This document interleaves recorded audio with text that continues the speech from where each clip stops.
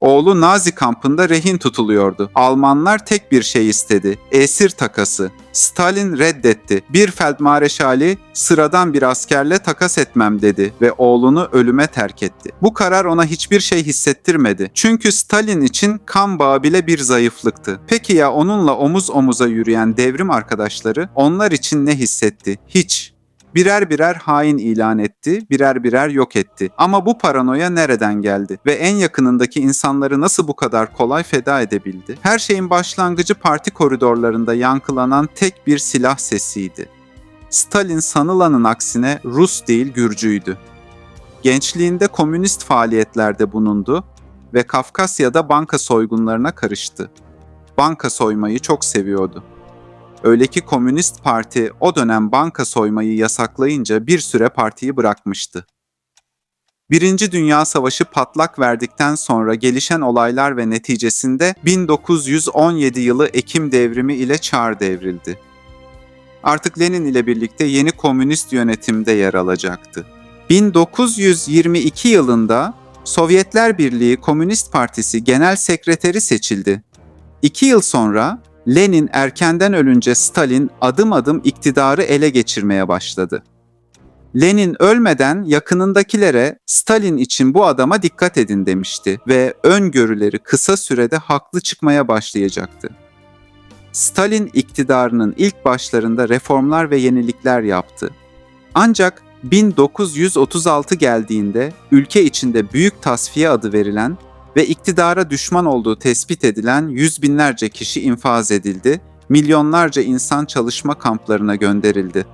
Keyfi tutum ve haksızlıklarla yok oldular. Hatta kendisine kahramanlıklar sağlayan 20. yüzyılın en büyük komutanlarından biri de savaşın ardından listeye dahil olacaktı. Lenin'in en yakınlarından biriydi.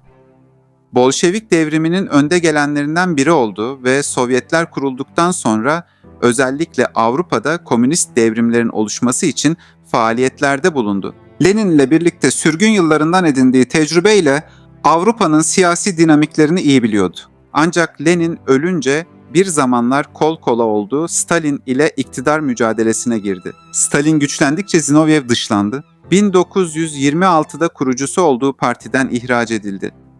Gözden düşmesine rağmen sonu bir siyasi suikast ile gelecekti. 1934'te Stalin'in en yakın çalışma arkadaşlarından Sergey Kirov'u Leningrad'da, Komünist Parti'nin koridorunda Leonid Nikolayev isimli işsiz ve psikolojik sorunlu eski bir parti mensubu gizlice arkasından yaklaşıp ensesine sıktığı kurşun ile öldürdü. Bu suikast meşhur Büyük Tasfiye'nin başlangıcı olacaktı. Stalin iktidarının hedefe konulduğunu düşünerek daha sonradan kullanıp atılacak olan Yezhov marifeti ile hain olduğu gerekçe göstererek yönetimden yüz binlerce kişinin ortadan kaldırılmasını sağladı. Ancak ilklerden biri ve en ünlüsü Zinovyev olacaktı. Zinovyev-Kirov suikastinin hemen ardından sorumlulardan biri olduğu gerekçesiyle tutuklandı. 1936 yılı meşhur Moskova duruşmalarında terör örgütü liderliği ile suçlandı. Bu Stalin'in en ünlü göstermelik davalarından biriydi. Duruşmalar devam ederken bazı iddialara göre Stalin, itiraf etmeleri halinde hayatlarının bağışlanacağını ima etti. Bunun üzerine Zinovyev, Stalin suikasti iddialarını kerhen yani gönülsüzce istemeyerek kabul etti. Buna rağmen idam edildi.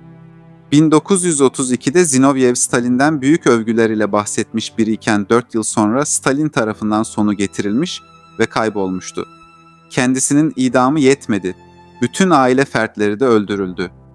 1988 yılında Sovyetler Birliği yönetimi kendisine iadeyi itibar yaptı ama artık iş işten geçeli çok olmuştu. Bugün bile Marksist düşüncenin önemli isimlerinden biri olarak görülen Nikolay Buharin, Ekim devriminin ardından partide önemli görevlere getirildi. Lenin onun için partinin altın çocuğu diyordu. Fakat onun hikayesi Lenin'in ölümüyle Stalin karşıtı olması değil, tam tersine yanında durmasıyla başladı.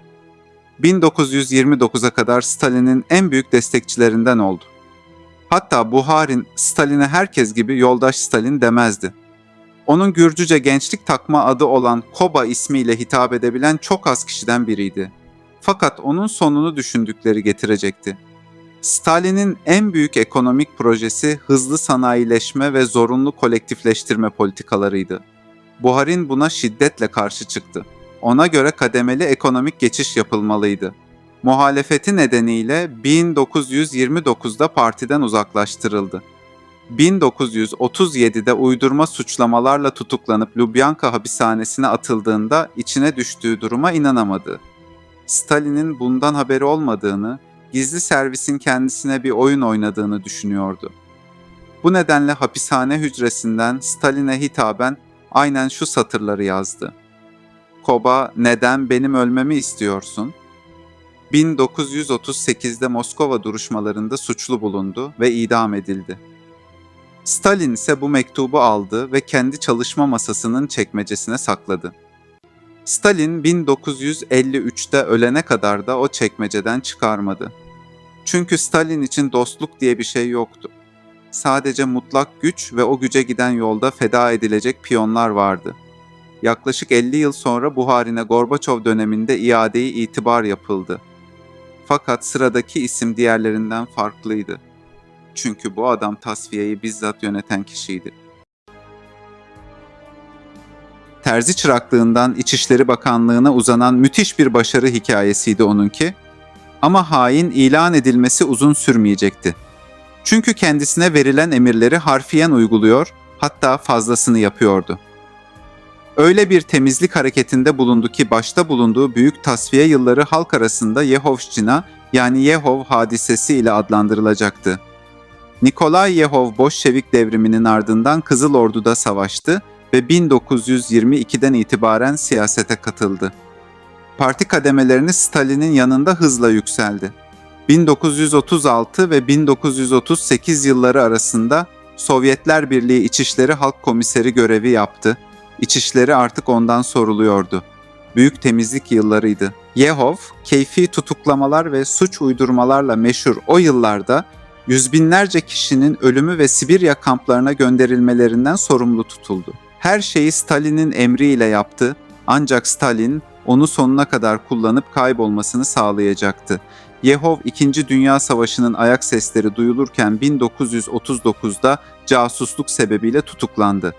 Etme bulma dünyası işte. 3 Şubat 1940 günü gözaltında Naziler için casusluk yaptığını kabul etti ve bir gün sonra kurşuna dizilerek idam edildi. Bu jet hızıyla itiraf ve infaz, bugün bile Yehov'un işkence altında haksız suçlamaları kabul ettiğini ve ortadan kaldırtıldığını düşündürtüyor. Lev Troçki, Sovyetler Birliği'nin kurulmasını sağlayan en önemli isimlerden biriydi. 1917 Bolşevik devriminde Lenin'den sonra gelen önemli bir siyasetçiydi. Fakat eleştiride hiç kimseyi tanımazdı. Stalin iktidara gelince Troçki'yi kendisine rakip gördü. Beraber çarı devirdikleri arkadaşı 1927'de partiden ihraç edildi. 1929'da ise ülkeden gönderilecekti. Troçki 1929'da Türkiye'ye geldi ve 4 yıl Büyükada'da yaşadı. Sonrasında Fransa ve Norveç'te yaşasa da 1937'de sonunun bir buz baltası ile geleceği Meksika'ya yerleşti. 1940 yılında Troçki, Stalin'in emriyle onun güvenini kazanarak yakınına kadar girebilen Sovyet ajanı Ramon Mercader tarafından kafasına aldığı darbeyle katledildi. İlk başlarda Lenin'le birlikte en yakınında olan Troçki'yi ülkesinden uzaklaştırmasına rağmen ortadan kaldırtmıştı. Stalin için birinin hain ilan edilebilmesine birkaç cümle yetebiliyordu. En yakınındaki kişileri dahi böylelikle kaybolmalarını sağladı. Çünkü mutlak güç ve iktidar onda toplanmalıydı. Ama Stalin'in bile korktuğu bir adam vardı. Bir kişi diğerleri gibi tamamen yok olmadı. Tarihe Nazileri yenen adam olarak geçen ve bugün bile dünya tarihinin en önemli komutanlarından biri olarak görülen Mareşal Zhukov. Stalin onun sayesinde savaşı kazanmıştı, ancak popülaritesinin artmasından korktu. Zhukov, Stalingrad'da Almanlara tuzak kurdu, Leningrad kuşatmasını kırdı, Berlin kapılarına kadar dayandı. Sovyet halkı için Zhukov bir efsaneydi, Stalin için ise giderek büyüyen bir tehdit. Savaş bittiğinde Stalin bir şeyin farkındaydı. Zafer kutlamalarında kalabalıklar Zhukov'un adını bağırıyordu, onunkini değil, halk onu seviyordu. Ordu ona bağlıydı. Stalin bu tabloyu tehlikeli buldu. Tasfiye etmek istedi ama edemedi. Zhukov'a dokunsaydı ordunun tepkisini göze alamazdı. Bunun yerine daha sinsi bir yol seçti. Zhukov'u önce Odessa askeri bölgesine, ardından Ural komutanlığına sürdü. Yani Moskova'dan, kameralardan ve halktan uzağa. Savaşın kahramanını görünmez kıldı. Zhukov yok edilmedi ama etkisizleştirildi. Onu göz önünden uzaklaştırdı. Gücünün zirvesine doğru herkes Stalin'den korkar oldu. Öyle ki meclis konuşmaları dakikalarca alkışlanır, hiç kimse alkışı bırakan ilk kişi olmayı istemezdi. Hatta ölürken bile bu devam etti. Son günlerinde hasta yatağında yatarken doktorlar ona ölüm döşeğinde olduğunu söylemekten korkuyordu. Çünkü o dönemde yanlış bir teşhis bile vatana ihanet sayılabilirdi. Stalin'in kaybettikleri listesi uzayarak gidebilir ama şu gerçekti. Stalin paranoya ile gücün zirvesine çıktı ve bu tepeye giden yolda beraberinde yürüdüğü çoğu yandaşı yok oldu. Siz ne düşünüyorsunuz? Stalin tarihin en büyük liderlerinden miydi? Yoksa tarihin en büyük katillerinden mi? Yorumlarda buluşalım.